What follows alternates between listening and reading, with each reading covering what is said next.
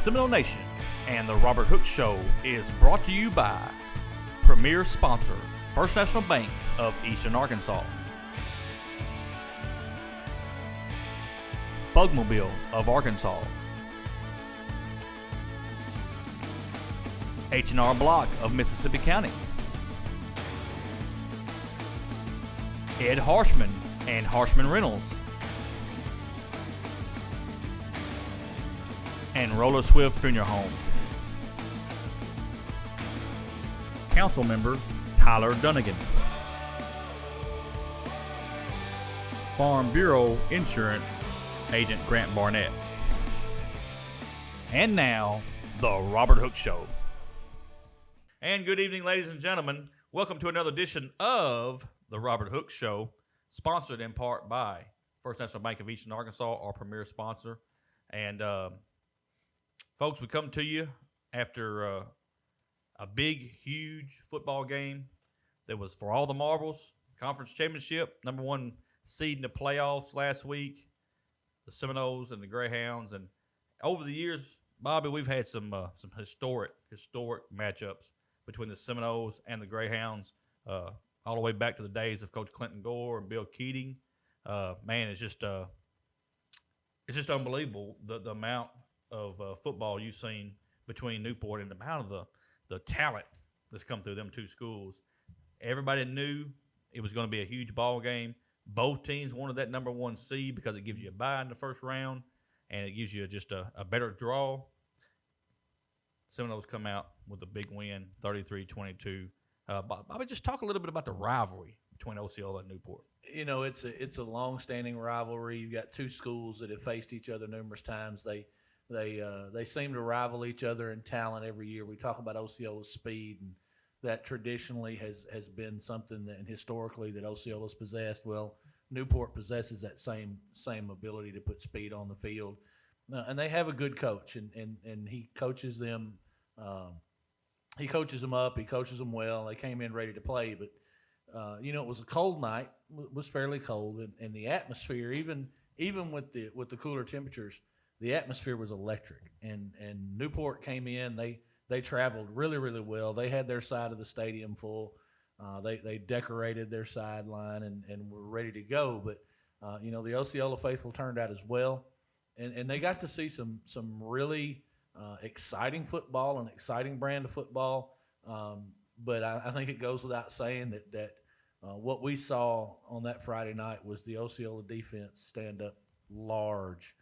And, they always say that offense is exciting and points put butts in the seats, but defense wins championships. And the Osceola Seminole defense won a conference championship on Friday night. No doubt about that. Great job. No doubt. Coach, you're preparing for the Newport Greyhounds. Speed at all positions. Whether it be running back, quarterback position, wide receiver position. It's just speed is what you think of when you think of Newport because they've got it everywhere. But when Osceola matches their speed, no doubt about it. What you saw was Osceola's, the strength. Very big, and in my opinion, when you get down to the very end and you need them 3 or 4 yards to extend drives, and you saw the big men up front open the lane up, then you saw the strength of your quarterback and your running backs to get them first downs. Well, let's just start with scoring, Coach, and then as we go along here, we'll talk about how some of these plays developed and how it worked. Folks, let me tell you, the hype built all week long. Both teams not kind of running their mouth, but getting word that things are happening. Our words are being said from both teams. So, Osceola, I saw it go from just another business trip to where Osceola comes in and works their tail off to win a conference championship. It's just business for the Seminoles. I saw it change from business trip to some personal issues. The Seminoles felt that they were being slighted, not only by the Newport Greyhounds, but also by the media. You had a bunch of media, some of the media coming out talking about how, the Seminole defense just didn't think they could handle the speed of Newport, and you had some different people just saying some things, and when the Seminoles hear that, they just respond. And that's just the way it was. They responded, and the way they responded was huge. Coach, first play from scrimmage. Folks, they kick off to Osceola. They get it back to about the 30 31-yard line, I think it was, is where they marked the ball at. The first play from scrimmage, MJ Vance hits a big touchdown pass to Trey Moore. 69 yards on the throw. The extra point by Jacob O'Kane was good. Coach, right off the front end, Seminoles lead 7-0. Just talk about your mindset on calling that play right off the front end. Well, just based off film study, we knew that their safety would travel with the jet sweep, which would lead 1-on-1 deep over the middle. So we were gonna take a shot and just see how, we didn't know whether we would land it or not. We just wanted to bag them up, and we were fortunate enough to hit the shot and hit the home run. So great protection, great ball, great catch, great play execution by our kids. They did a good job of executing the football play. And Bobby, we talked about it. I know I've said it, and you have said it. We will put our wide receivers up against any wide receivers in the state. And folks, I'm not bragging. It's not bragging. I mean, we have got some of the most talented wide receivers in the state of Arkansas, whether it's 7A all the way down to 2A. And that's just the way I feel. And that right there, Bobby, just kind of showed it. I mean, you throw the ball out there, Trey goes, gets it, and then it's a foot race. Trey showed you speed that you knew he had, but he just shows it when he needs to show it. When we talk about the speed out there on the outside, as far as our receivers concerned, we're often talking about Stephon and Dan. We're talking about Stephon Coleman and Dan Newsom. Greg is the tall guy that goes up and gets the football, high points the football, got the great hands. And Trey is just Trey. And everybody knows I'm a Trey Moore fan. He's Mr. Dependable to me. He does everything he's supposed to do. And when the ball hits Trey in the hands, he makes a reception and he makes something happen with it. But you're right. He walked off. He caught the football and walked off from that defender. And you did see that Trey does have that speed. And he may not have the same straight line speed as Stephon Coleman does, but Trey puts himself in a position to be successful. And that's running the right route. He knows what play is called. He knows what Coach Hooks is looking for. And he gets there and he does the job when he's there. And, you have 11 Trey Moores and you're hard to beat. Yeah, you got that right. I mean, right after that, we give the ball back to them, stop them, get the ball back. What do? The first play from scrimmage again, we hit Trey on the big pass again. This time he doesn't score, but he gets a very huge chunk into Newport territory. 2:49 left in the first. Number 2, MJ Vance, has a 5-yard touchdown run. The extra point was no good, and Bobby Seminoles lead right off the front end, 13-0. And you got to think, if you're Newport, you got to think, here we go again. Well, you come out in championship football game and you punch him in the mouth, and that's and I'm sure that Coach Hooks is looking ahead, and he talked about moving them back with that deep throw, and I know what he's doing. He's wanting to open those running lanes. He's wanting to push the safeties back, get them off the line of scrimmage, and open up those run plays. But you have a puncher's chance when you do that, and you've got the kind of receivers that we have, and you go out there and you smack them right in the mouth, and we're in Osceola. This is our home, and we're going to play. And that's. I don't think you could have asked for a better start to the football game than what you saw. And I agree. 13-0, Coach. You're feeling good. I mean, right now you're up 13-0. You're thinking, hey, this is going exactly the way you want it to go. Then we come right back, kick the ball off to Theron Davis, and he shows you the reason why he's all that height, because he can flat out fly. Folks, 2:35 left in the first quarter. Right after we score, we kick the ball off. Theron Davis has a 82-yard kickoff return for a touchdown. Clemmy Alcorn's extra point was no good. And, folks, that time we were winning 13-6, Coach. And that's the only other score in the first quarter. Ends the first quarter 13-6. Coach, just talk a little bit about the mindset of kicking it deep. Is that something that you want to do, or maybe it's just something you thought, well, 13-0, we'll just try it? No, we were going to kick it out of bounds. We were told to kick it out of bounds, and somehow it ended right up in the only guy who hands you didn't want it to be in. And, as you learn from your mistakes. So we weren't supposed to kick it. He was supposed to kick it out of bounds. And hats off to him for making a great ball play. Flat out fly. He can. Folks, we end the first quarter, 13-6. We get into the second quarter, 8:05 left in the second. Number 2, MJ Vance, has a 7-yard touchdown run. Our extra point from Jacob O'Kane was no good. Seminoles lead 19-6. The only other score in the second quarter come at the 3:58 mark. Theron Davis has a 25-yard pick six for a touchdown. MJ, I guess he didn't see, just didn't look, it looked like he threw it into double coverage there. Theron steps in front, picks it off, takes it 25 yards for a touchdown. They get the 2-point conversion, and as we go to halftime, Osceola leads 19-14. But Coach, the reason why, I mean, Bobby alluded to it right off the front end. They haven't scored on your defense. Both scores have come on special teams and then a turnover. So talk a little bit about the defense in the first half, and if you did anything any different, just kind of disguise some stuff that they hadn't seen, or it's just straight line Seminole defense. Well, first off, hats off to our defense. Hats off to the defense coordinator, Alan Teague. We had 2 goal line stands. That's I right. mean, the first quarter, you have a big goal line stands where Stefan makes a good play for us, and they throw a flag and pull the flag, wave the flag off. Right. We didn't do anything different. We changed a little personnel. We went smaller and faster on the edge, and smaller and faster inside, and the guys just they were locked in and made plays. They did. I mean, nothing that we did different, but it's just they played football. And, right after the halftime, Coach, Seminoles had to do something a little different. In the third quarter, Newport gets the ball with 8:32 left in the third quarter. Number 1, Eli Alcorn has a 6-yard touchdown run. The 2-point conversion was good, and the Seminoles now trail 22-19. And so that's a position now that Osceola's in the third quarter, and you hadn't seen too many of them, Coach. I'm not trying to say anything out of the ordinary here, but the Seminoles in the third quarter usually are ahead, and they're moving to put the game away. They had to do something a little different Friday night. They had to overcome a little adversity and get themselves under control.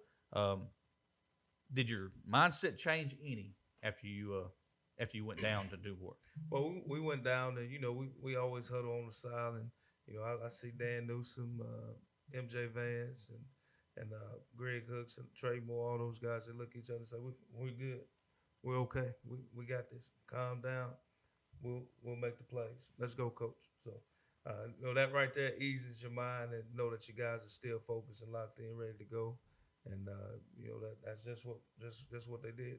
Put together a great drive and come back to answer, and we take the lead, and, That's right. and from there it was all us. Bobby, we end the third quarter down 22-19 to Newport.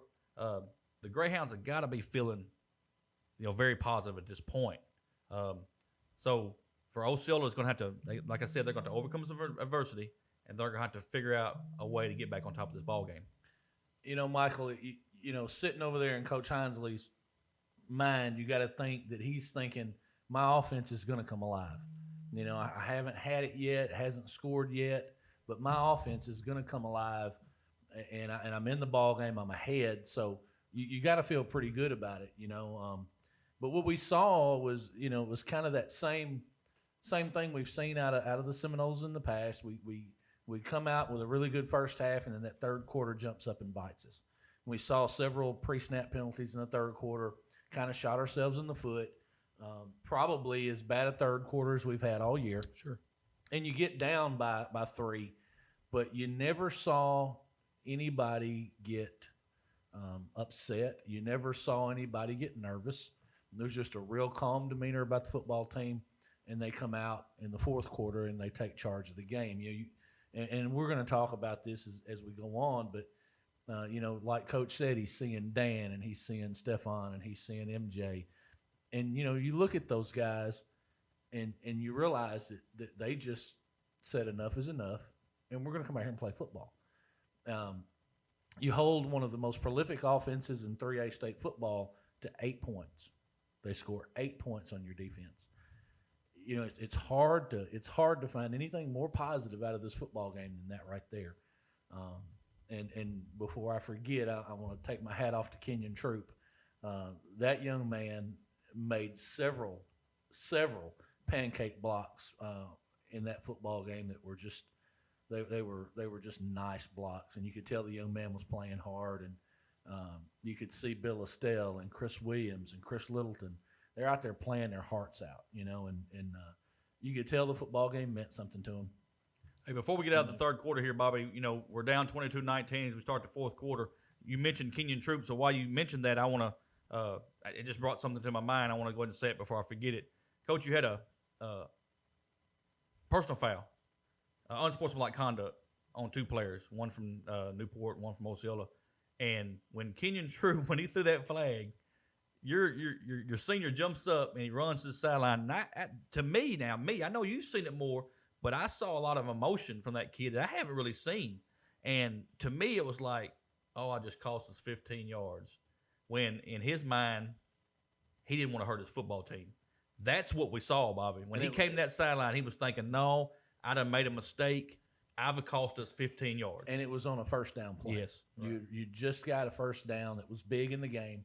Yes. But what I saw, and I just happened to be looking at Kenyon when that went down, is he had just manhandled that Newport player. I mean, literally manhandled him and drove him to the ground. And all I could think was, that's a real man block right there. Sure. And then the chippiness comes in, and Kenyon has to control himself. He does. But again, it's the immediate reaction that, oh my, I screwed up. And that's what you want to see from a football player. You want to see a kid he's not out there about me pounding his chest saying, look at the block I made.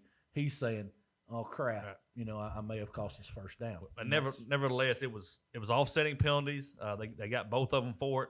Didn't hurt us at all there. Folks, I've heard this time and time again from numerous people from the college NFL ranks all the way down to the high school ranks. I've even heard it from some of our opponents sometimes.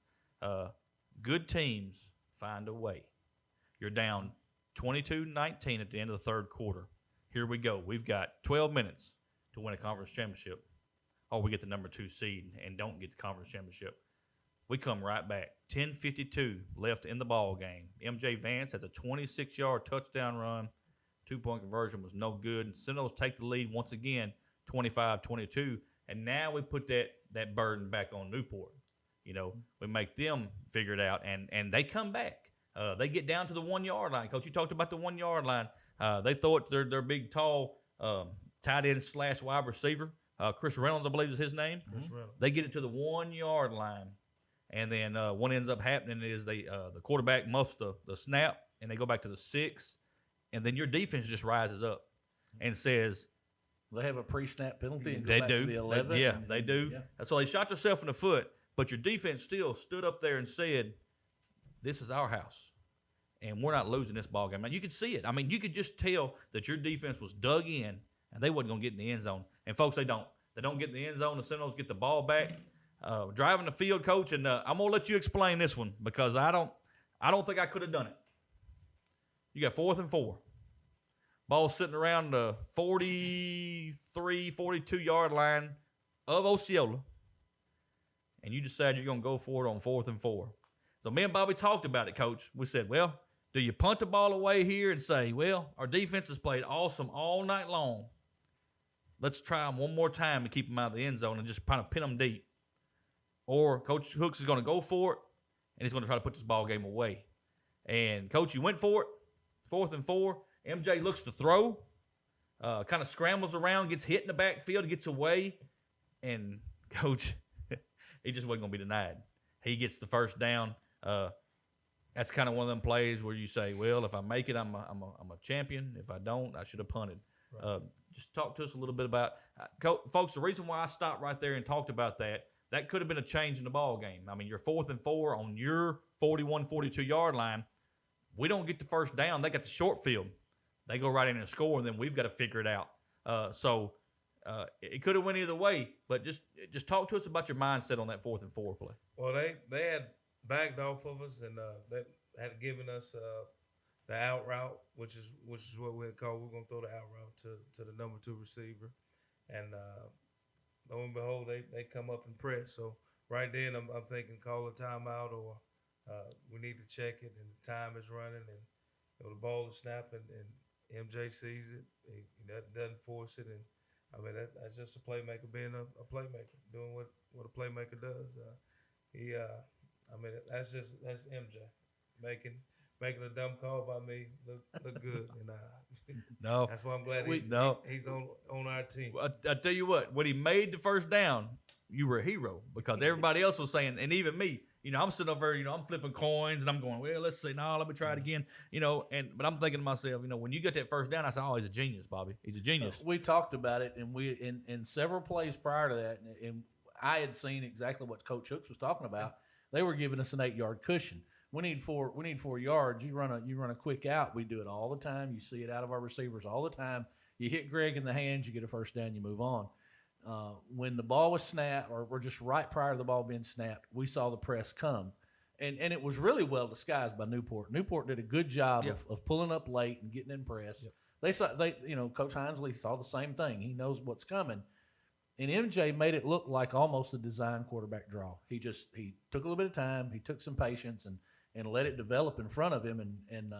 And just, it's a grown man run. It's just a kid that would not be denied. And let's not, forget the fact that MJ's not really 100%. He's playing on a sore knee, but he's out there giving it everything he's got. And those are playmakers. Yeah, those are playmakers. But that's the game. That's the play of the game, Bobby. It is. I mean, you can call it what you want. It is. You can call that big pass at the very beginning, a huge play. But in my opinion, that's the play of the game. I think that player broke their back. It did. It did because he scrambles Coach down to about the 25-yard line from the 42. And immediately after that play, I think they have 1 or 2 guys go out. Yep. Theron Davis was down. He ended up coming off the field.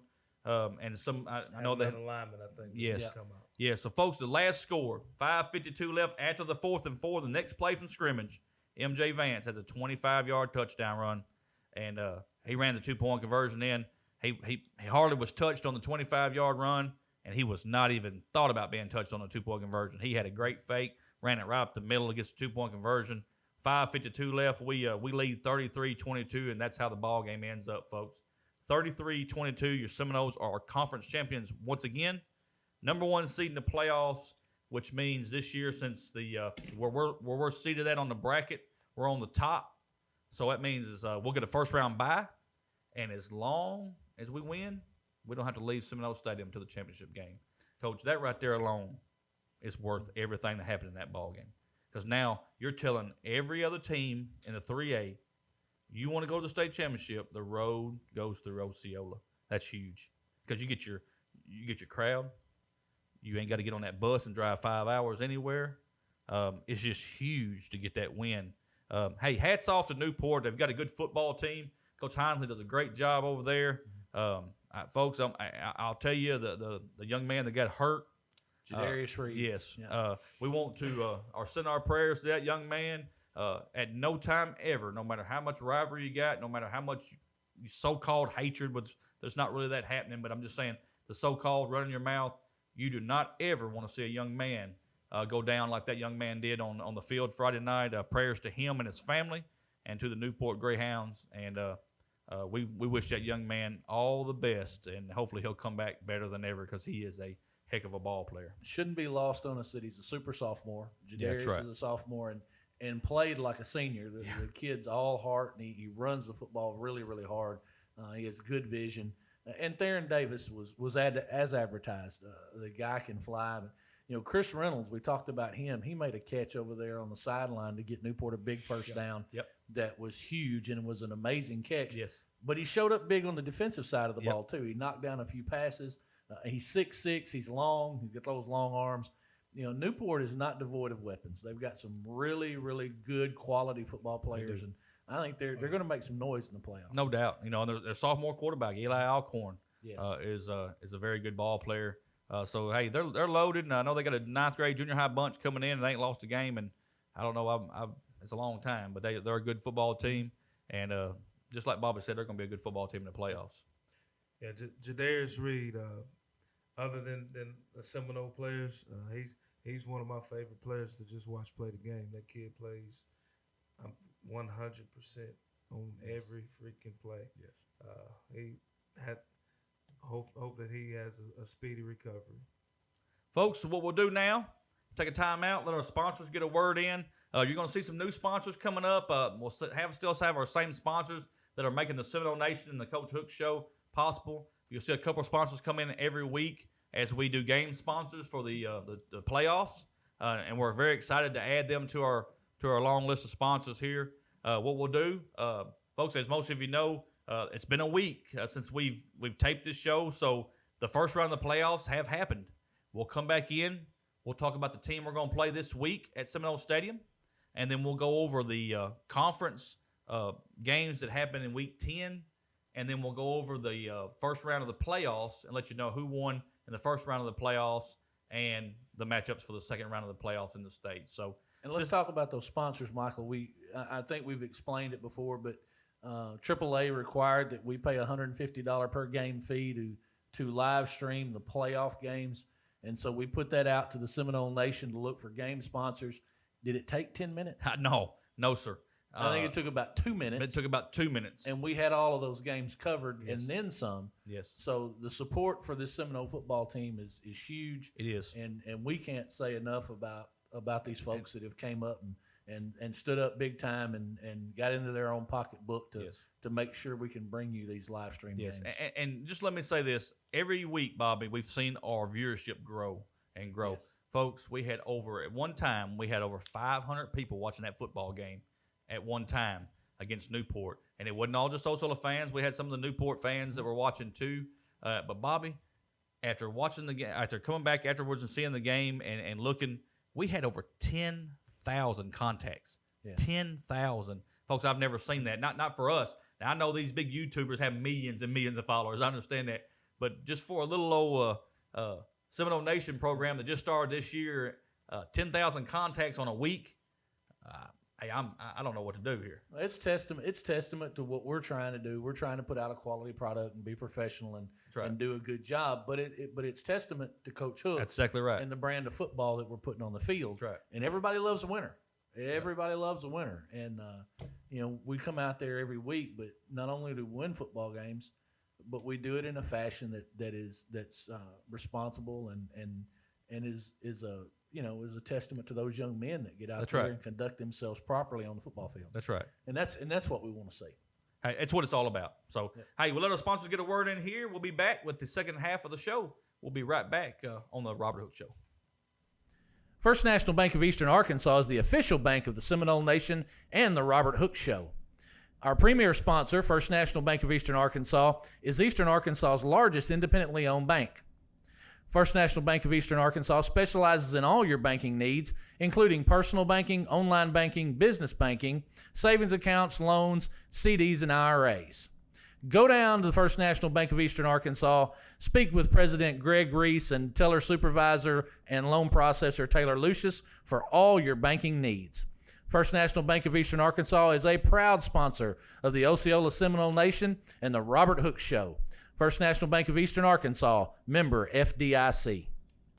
Bugmobile of Arkansas, located at 408 South Walnut in Osceola, specializes in pest control and termite control for both residential and commercial properties. Owners Oscar and Jade Gonzalez would be happy to come out and give you a free estimate, and you can also contact Bugmobile at 870-563-6811. Bugmobile is a proud sponsor of your Osceola Seminoles and the Seminole Nation. H&R Block of Mississippi County is a tax preparation and financial service located at 2981 West Kaiser in Osceola. They can be reached at 870-563-5710. H&R Block of Mississippi County is a proud sponsor of the Seminole Nation. Ed Harshman and Harshman Rentals, located at 202 West Johnson in Osceola, can meet all of your residential and storage rental needs. Harshman's has apartments and housing located throughout Osceola and Mississippi County, both furnished and unfurnished, available for rent. You can contact Harshman Rentals at 870-563-3694. Ed Harshman and Harshman Rentals are a proud sponsor of Osceola Seminole Athletics and the Seminole Nation. Roller Swift Funeral Home of Osceola is a proud sponsor of the Seminole Nation and Osceola Seminole Athletics. Located at 2173 US 61 South, Roller Swift Funeral Home specializes in funeral services and helping families with the costs associated with them. For more information, contact them at 870-563-6578 and speak with David Tucker. Roller Swift Funeral Home, with all our respect. Councilmember Tyler Dunnigan is a proud sponsor of the Seminole Nation and the Robert Hooks Show. Tyler is working for a better Osceola with real commitment and real results. Councilmember Tyler Dunnigan for a better Osceola. Farm Bureau Insurance of Osceola and Agent Grant Barnett proudly sponsor the Seminole Nation and the Robert Hooks Show. Contact Grant for all of your auto, home, and life insurance needs. You can see Grant at 3125 West Kaiser in Osceola and contact him at 870-563-6561. Farm Bureau Insurance and Agent Grant Barnett are proud sponsors of the Seminole Nation. And welcome back to the Robert Hooks Show. And, Coach, this week, Seminoles, I got the first home game against the Greenland Pirates. And, folks, I go up and watch the Razorbacks play more than I want to talk about right now because we're gonna get a new coach. We're just not doing very good. But if you go to Fayetteville and you're climbing that mountain, one exit before Fayetteville is Greenland. You know what you can hear in Greenland? What's that? You can hear woo woo. Get on the train. Yeah, okay. Let's talk a little bit about the Greenland Pirates. They are coached by Lee Larkin. This is his 9th year at Greenland. This time, he was there for a good stint a number of years ago. Either went in administration for a couple of years and then or went to another school. He comes back. This is his 9th year on a second stint. Folks are 7-4 overall this year, 4-3 in conference. They are the 3rd seed from the 3A1, so they are the number 3 seed.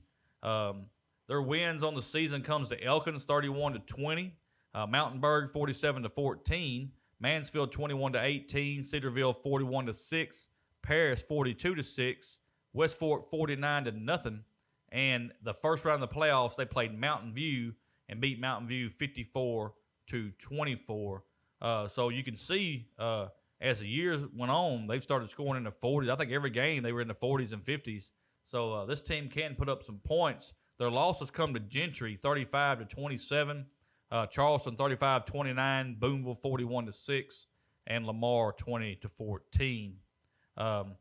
Overall record at Greenland is 128-82-2. That's 212 games total. I really don't want to talk about this, but we're not going to be one side or the other. We're going to be real. 2 notable games that we want to forget. Seminoles played at Greenland twice. In 2012, Greenland beat Osceola 28-14, and in 2015, we lost to Greenland 35-6. So 2 losses in the playoffs in the last 7-8 years. You want to forget that, and hopefully we'll get to avenge that this Friday night. Looking at the game film, Coach, they like to run the spread. They'll run pass option out of it. They got a quarterback that likes to run the ball. He likes to throw the ball. And so the quarterback, in my opinion, is the key. Don't get me wrong. Looking at the film, and you're going to get to elaborate on a lot of this, they got some speed. They're not very big, but this team is scrappy, and they're going to look to come over to Osceola and beat the Seminoles this Friday night. So Coach just talked a little bit about the Greenland Pirates. Well, just like you said, they're not a very big football team, but they are scrappy.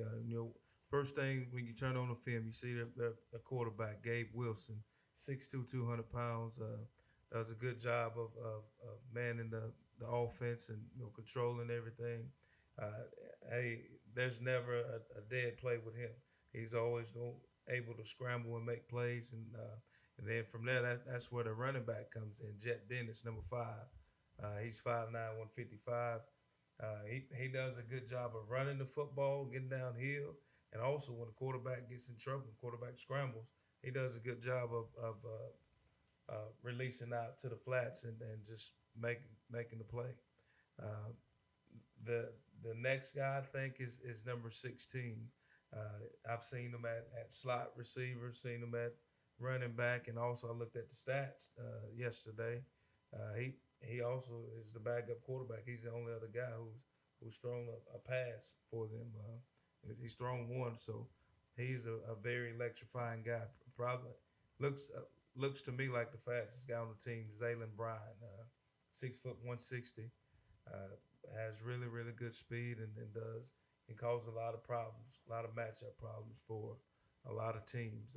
So I think he is their big time playmaker. But then you go outside on the edge, number 25, Carter Goble. He's 6'2", 175. It is a big kid. They're gonna take shots. They're gonna throw the deep ball to him. Gonna give him a chance to jump up and go get it. And most of the time he goes up and does just that. So and that's one guy that I can't take my eye off of when you turn the film on. Number 10, Zach Gilbert. He's 5'11", 175. He's a coach's dream. He's gonna do all the dirty work. I promise you, he mans the edge blocking. I've seen him take kids to the sideline and set them down on the bench by the coach and get up and do it again. So he's very aggressive, and I like that as a competitor. And the other receiver is number 12, Hunter Gaither. He's 5'11", 155. Those guys are well schooled, run good routes, and you can tell that they work on scramble drill when the quarterback gets in trouble. Up front they have number 53. 53 is Luke Osborne. He's 6'2", 220.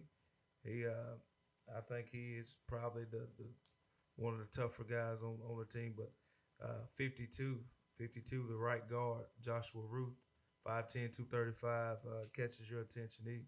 He's relentless. He blocks until the whistle blow. Also, 64, Hunter Martin, 6', 210. The center, Cade West, small guy, but very tough and hard-nosed. So, we have our hands full with these guys, and, we just have to make sure that we know who's where and make sure that we communicate well on defense to understand and know, what we're running defensively. On the defense, I've seen them run a 3-2, a bear front. I've seen them run a 3-3 stack. I've seen them run a 4-2. So we're probably gonna get a variety of defenses. So we just have to make sure that we know what defense, what front they're in, and the coverage behind it. So again, you turn on the film, 10 is over there on the defensive side. I've seen him play outside linebacker, seen him play corner, and he does a good job there. Also 16 plays on that side. 81 plays a corner, 7 plays a safety. 53 is also a stand-up outside backer. 21, Josiah Elam, 6', 175 is the middle backer. He does a good job of coming downhill and making plays. So as far as flying around, those guys fly around, and they're well schooled on the back end and the secondary. So it's just we're going to have to make sure that we're well schooled and well versed in what we're trying to do against them. Bobby, you've had a week off. Seminoles had a week off, coming off a very high game with the Newport Greyhounds. Now they have to get back in that mode, which, folks, I'm going to tell you, I say get back in that mode. The Seminoles have not been out of the mode because right back here on Monday after the Newport game, you got a week off. Every day they're out there on practicing. So nothing has changed. It's just like we had a game last week. We just didn't play a ball game Friday night. But, Bobby, they got to come out this week and get some intensity. They got to act like they're playing Newport again. That's the way I just say it. There's three different parts of the season. You get your non-conference games, your conference games for seeding, and now it's for all the marbles. So you're in that third part of the season. You come out to this hyped football game. It's the biggest game of the year. Everybody's looking forward to it. Huge crowd. Everybody's ready to play conference championship. And you get over that hump, and then there's that letdown. I think that's very beneficial to Osceola that they had to bye. You get a week for those guys to celebrate. You hear a lot of, you got 24 hours to celebrate and 24 hours to cry. Get it over with and be done with it. But you come out, it's another ball game. We faced this all year, several times this year. When you look at these two teams on paper, you think Osceola has a distinct advantage in size, and they have a distinct advantage in speed. But as we've seen all year, these teams come out and they want to win too. They want to win just as bad as we do. And they come out and they play hard-nosed, they play scrappy, and next thing you know, you turn around and you're in a ball game. I think it's Coach Hooks has a job to do to get this team ready, to have them prepared. Coach Larkin runs a well disciplined football team. They come out and they execute very, very well. They're gonna run a lot of four wide sets. They use the tight end every once in a while. They go single set back a lot of times. They're going to try to spread us out. If you look at their offensive line, they run very wide gaps in their offensive line. They're going to try to spread you out. And we've seen the problems that we've had all year with the inside zone. I'm sure that they've seen that on film. They'll try to bring some of that. But they're going to throw the football around the field too. That's right. And they're going to try to go out and use that quick out to the running back, the quick outs to the wide receivers as part of their running game. It's effective as a run play, and they'll do that to try and further spread the Osceola defense. And again, I think it's all about focus. It's about coming out with a mentality that we've got 4 weeks now. We've got 4 more ball games to get this thing done that we want to accomplish, and you got to get this is it. There's no more next week. It's just one and done. That's right. So you can't come out and lay an egg. That's got to be in your mindset. It's got to be. It's got to be in your mindset, folks. There's no tomorrow. Yeah. Your seniors have to know this may be the last time. This may be it. This may be it. This game Friday night, Osceola and Greenland, Bobby. One of these teams is done. Somebody's through for the year, and some seniors never going to put on a uniform again. Exactly. And we've seen out of MJ and out of Dan and Greg all year. These seniors that we've talked about all year, they've come out there and it's not been the same guy every week. It's not been the same, but you see every week somebody comes out and they make a play. That's right. Last week it was MJ. We've seen the blocking by Kenyon and Bill Estelle. Right. We've seen the defensive plays by MJ and Trey and some of the other guys. So every week somebody steps up, and this week somebody's going to have to step up. Again, it's all about focus. It is. I agree 100%. Bobby, just real quick, as we wrap up our scouting report on the Greenland Pirates, number 1, Gabe Wilson. He's 143 for 223 in the air, 1,804 yards passing, 15 touchdowns. On the ground, he's got 100 carries, 423 rushing yards, 10 touchdowns. He amasses for 2,223 yards total. I mean, their offense runs through him. That's impressive. Their offense runs through him. He's a quality player. He possesses a good arm. He gets the ball out quick. Again, that's Coach Larkin's offense is a timing offense. It relies on solid execution. Ball comes out on time and on target, and they can be successful. I do believe that Osceola has the ability as a really, really quick defense to disrupt that offense. That's right. And our strength, Bobby, and like you said, quickness, we're big. We're big and we're very physical. And when you add that strength and physical to the fast aspect of the game, it's hard to beat some of those when it's like that, especially when they're clicking on all cylinders. So we look forward to a big game this Friday night at home against the Seminoles face the Greenland Pirates. Bobby, let's just go back real quick, if we can, talk about our pick'ems. Week 10, we had you had Osceola Newport. You know how that came out. The only other Friday game was Harrisburg. Manila was at Harrisburg. Harrisburg beats Manila 56-28. That ends Manila's season. Harrisburg goes on to the playoffs as the 4 seed. On Thursday night, you had Corning and Piggott. Piggott beats Corning 30-8, and Walnut Ridge at Hoxie, and Hoxie beats Walnut Ridge 52-35. So that was Week 10, folks. That was the Week 10. Since then, we've had the first round of the playoffs. I'll go over that just real quick. On the other side of the bracket, not the same side we're on, but the other side of the bracket, the number one seed. Wait. Did you not admit that? Did you not fall back another game in the pick'em? Oh, one? Yeah. Didn't you pick Corning? Yes, I picked Corning. Yeah. And what happened? And Piggott beat Corning. How bad? 30-8. I was just checking. Go ahead. So how many are you down now? 20? 2. I mean, 2. Is it 20 now? 2.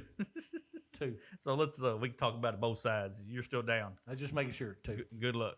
First round of the playoffs, folks. On the opposite side, the number 1 seed is Boonville. Boonville has a bye in the first round.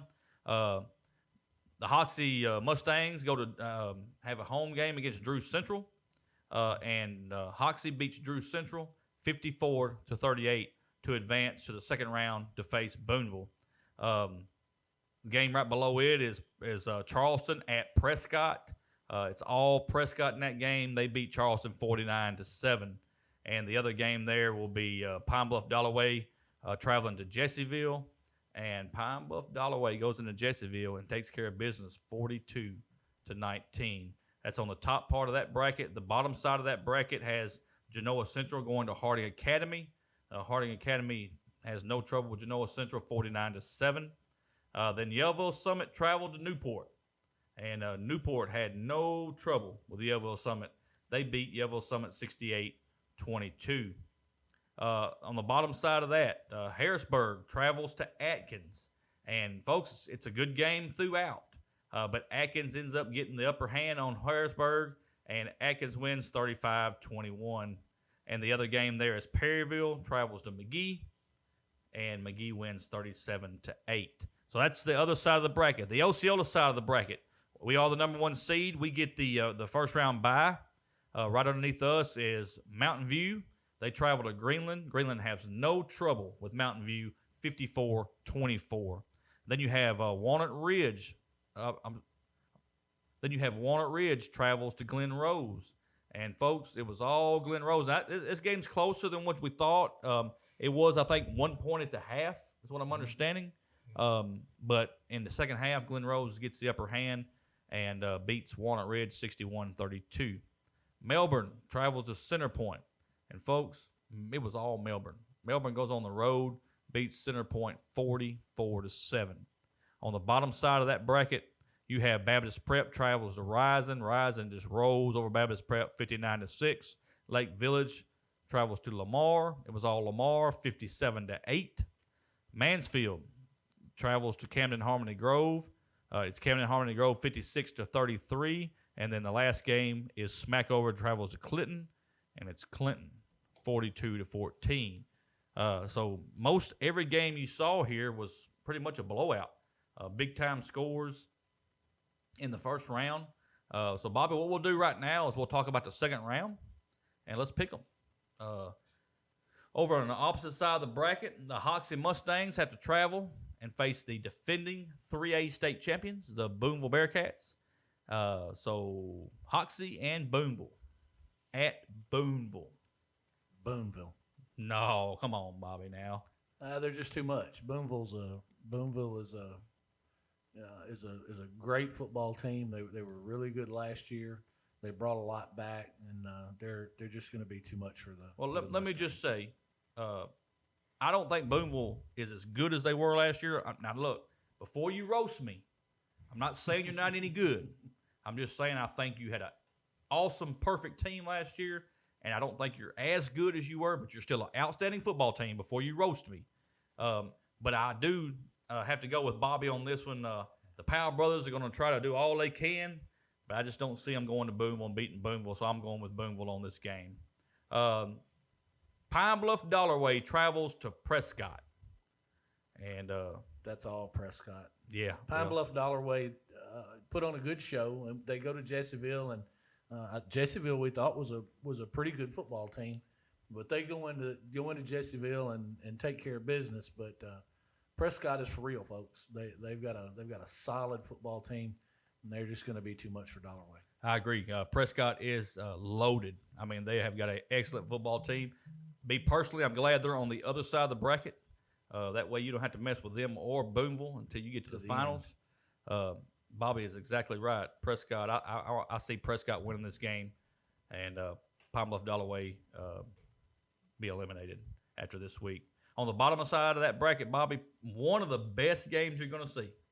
The Greyhounds from Newport travels to Harding Academy. And I like what Newport's done all year. I like their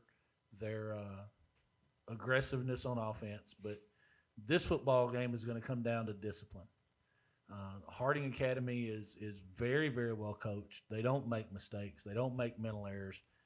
and they possess a little more speed than I think everybody thinks they do. So I'm going to have to go with Harding. They're at home. It's in their house, and I think Harding's going to pull this one off. I agree. I think that Harding Academy, in my opinion, has not seen speed like they're going to see this Friday night. I will give them credit. Newport's a little banged up. I do think that all their players probably will be back for this one, except for the young man that got hurt for the season-ending injury. But I'm going to tell you, folks, Harding Academy is as advertised. Excuse me. In my opinion, I've named them the silent assassin because I don't think the 3A knows how good they really are. Mm-hmm. They're going to sling the football. Their defense is pretty good. I don't think they're as fast as Newport. I will say that. But their quarterback at Harding Academy is going to be the difference in this ball game. He is very, very smart. He makes good throws. They know exactly where to be at the right time.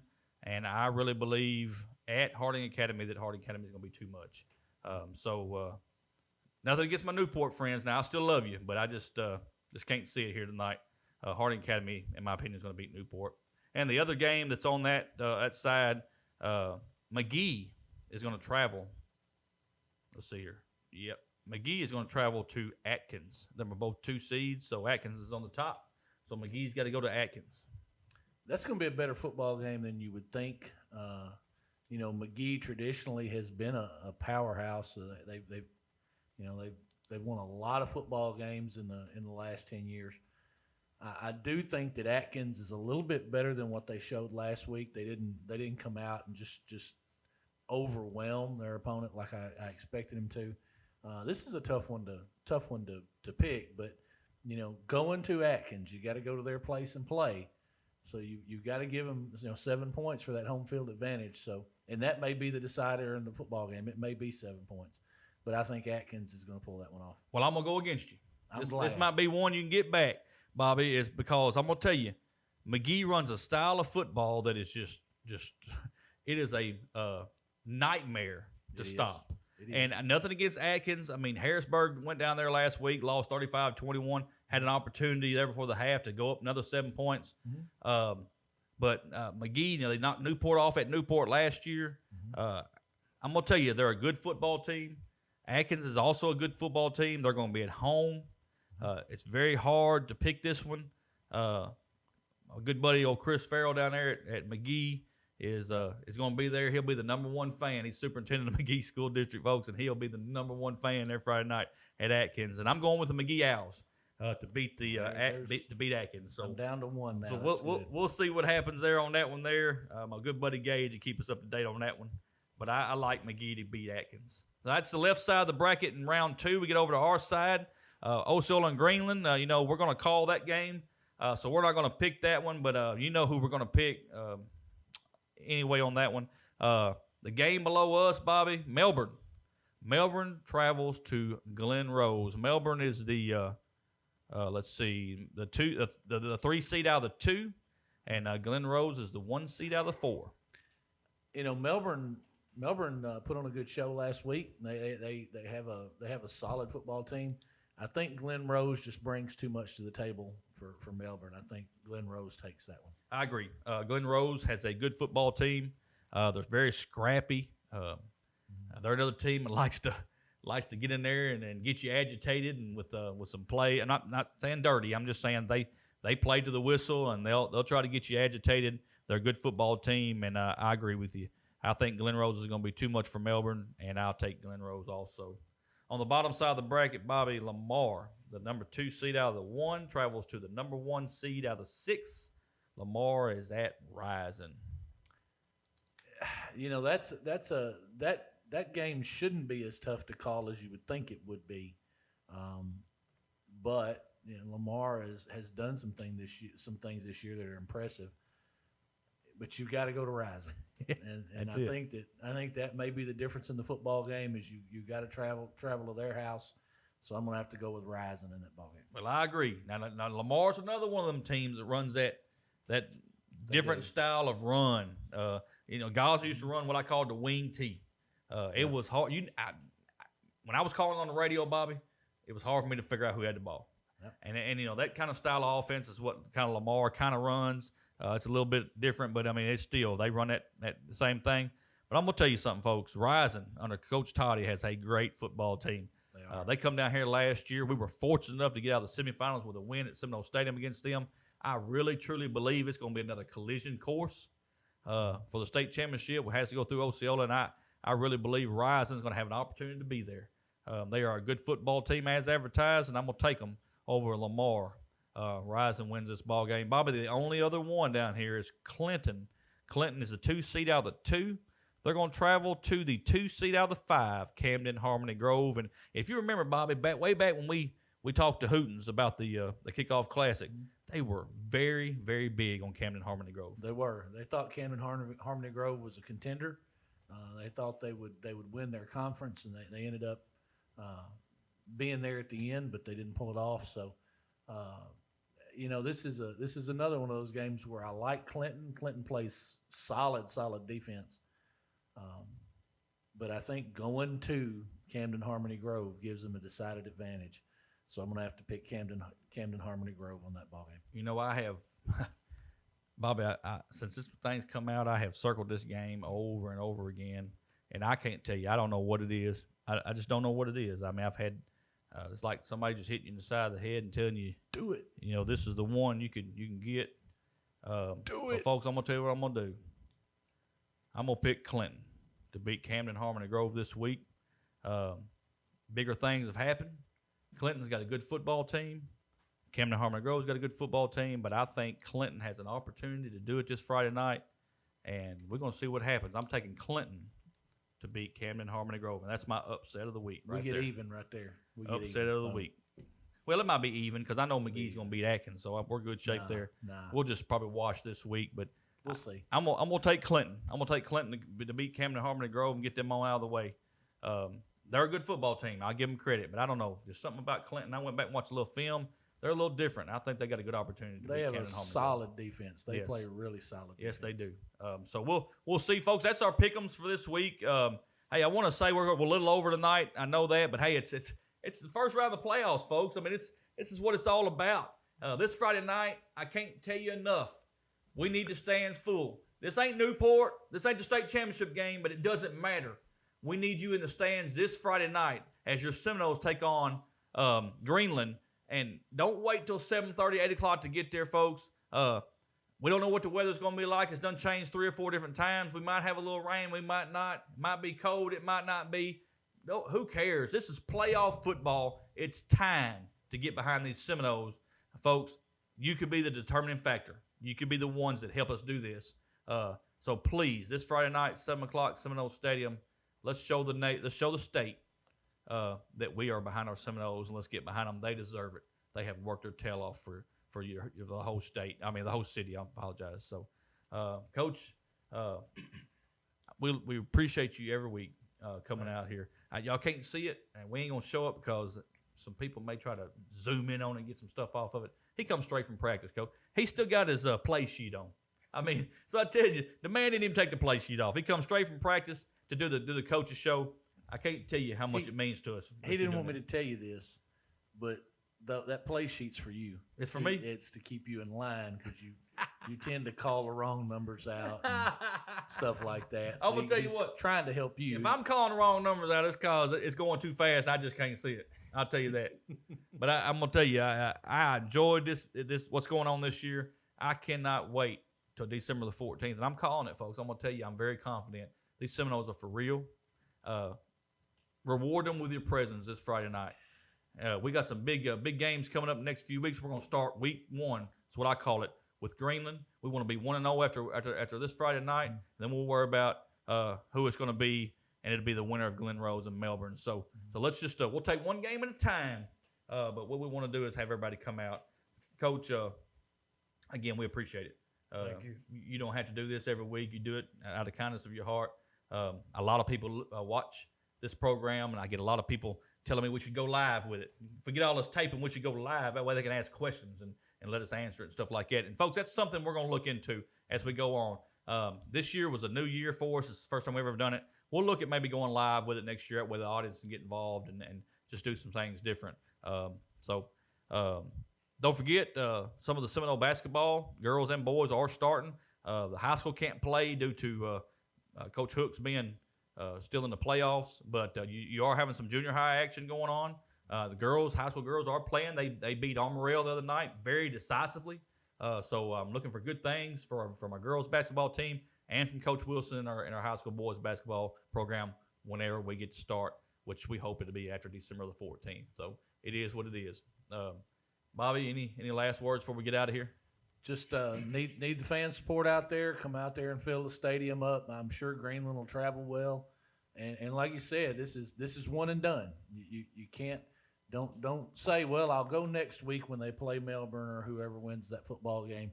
Come out and support the Seminoles this week, because we could be one and done. You got to be there and get it rocking. Let's get loud. Well, and I told Coach Hooks last week, I said, I don't know really what it's like, doing these live shows. I don't know what it's like to come down here and talk to you after we've lost, because we couldn't do it at Valley View. They had us way up there in the top of ASU Stadium there, Centennial Bank Stadium, so we couldn't the mic couldn't reach down to the field, so we couldn't do the post game.